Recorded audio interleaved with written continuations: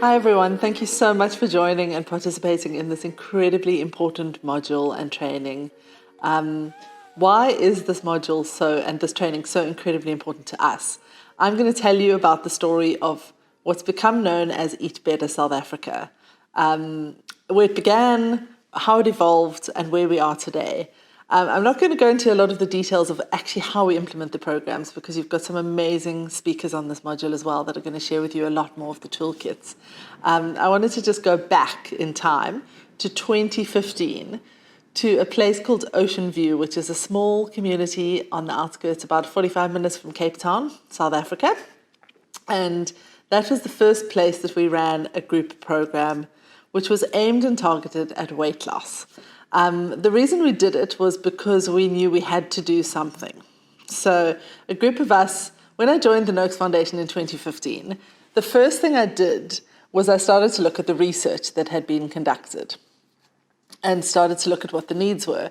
And I met with all of the researchers. You know, the first thing you do in a new job is you get really excited. You go and chat to each of the people that are conducting research. And everyone that I met with, I would say, so what was your sample size? Or what was your sample group? And they would say, oh yeah, we had 7 people, white, male, ages of 30 to 40. And I'd go like, well, okay, well, where's the rest of them? Where are the rest of the people?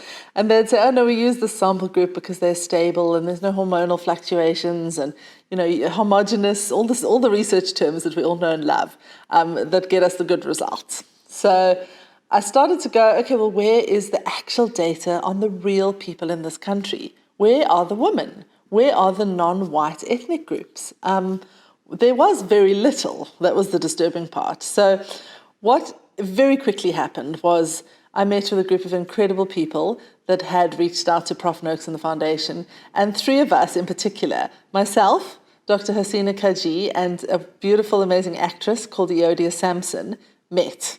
And we realized that we had the same vision, which was to take the knowledge of the low-carbohydrate science into the impoverished communities in South Africa. So quite a big vision, quite a big mandate. We had no idea how we were going to do this, and we absolutely weren't sure if it was going to work. My first screen here that I'm looking at is a group of 7 extraordinary women that came from Ocean View. They're still part of our program and still involved with us today, years later. And they were the pioneers that said, okay, we're going to try this.